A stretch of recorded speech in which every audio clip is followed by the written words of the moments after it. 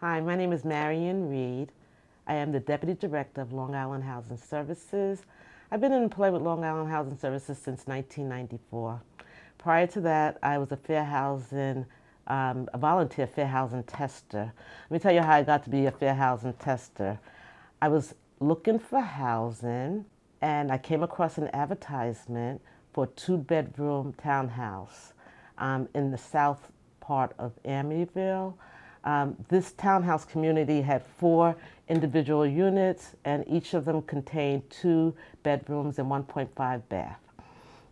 I called on the advertisement that I saw, and I was told that it was no longer available. I went away on a trip to St. Martin's, which I had a wonderful time. Come back from St. Martin's, looking for housing, and I come across this advertisement again for 2-bedroom townhouse in Amityville. And then I call on it, I'm told that it's not available. I continue to look for housing as the week goes by in March, and then I come across the advertisement again. And I see this 2-bedroom townhouse, 1.5 bath, with the amount of the monthly rent.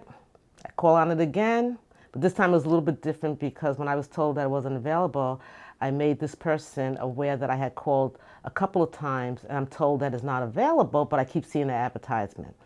Eventually, I was successful obtaining an appointment to see this 2-bedroom townhouse. It's a 4-unit development, and I arrived and the townhouse unit was being renovated. I was shown the unit by a woman named Peggy and her husband, who was maintenance, but at that time I thought that they were the owners, but they were actually employed for this landlord that owned multiple homes throughout Suffolk County. They showed me the 2-bedroom that was being renovated, and they made it appear that they were renovating this unit for me by saying, oh, you're going to have a new bathroom, showing me the bathroom. It was gutted and the kitchen was going to be renovated.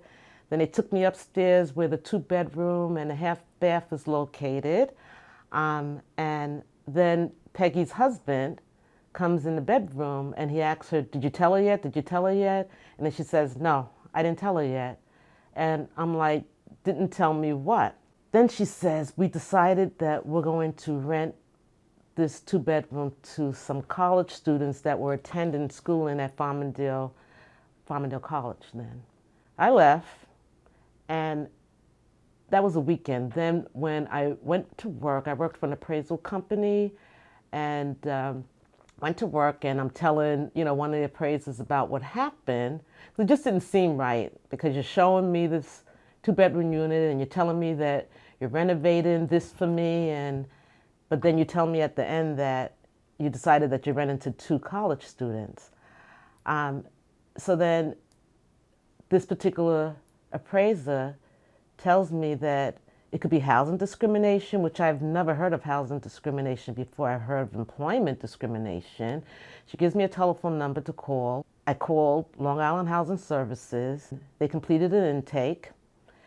After completing an intake, they informed me that they were going to do testing, which I didn't know what testing was, but was explained to me. They did multiple paired tests on the basis of race discrimination. I learned during that time about familiar status discrimination, which is discrimination against families with minor children. So me having a minor children, I'm in disbelief that it could be race discrimination. It has to be that they didn't want to rent to me because I have, a minor child. Testing results showed that the housing provider refused to rent this wonderful 2-bedroom townhouse to me because of the color of my skin. Ultimately, a complaint was filed against the housing provider on the basis of race discrimination. The complaint was settled, and I believe about a year later, there was an opening for job opportunity with Long Island Housing Services. And the one thing that I was told what they liked about me was that when I had alleged housing discrimination, that I documented. So I documented what happened. I put the date, the time, who I spoke with each time that I called the housing supplier. So I was hired with Long Island Housing Services, and to my surprise, there were two other women that were hired by Long Island Housing Services, and I learned that both of them and their families had also applied for housing at that same 4-unit townhouse, and they both were able to move in, and they both were successful when they applied for housing at the same complex that I was denied housing, and they were able to enjoy living in 2 separate units apart from one another with their families. And that's my story. Thank you.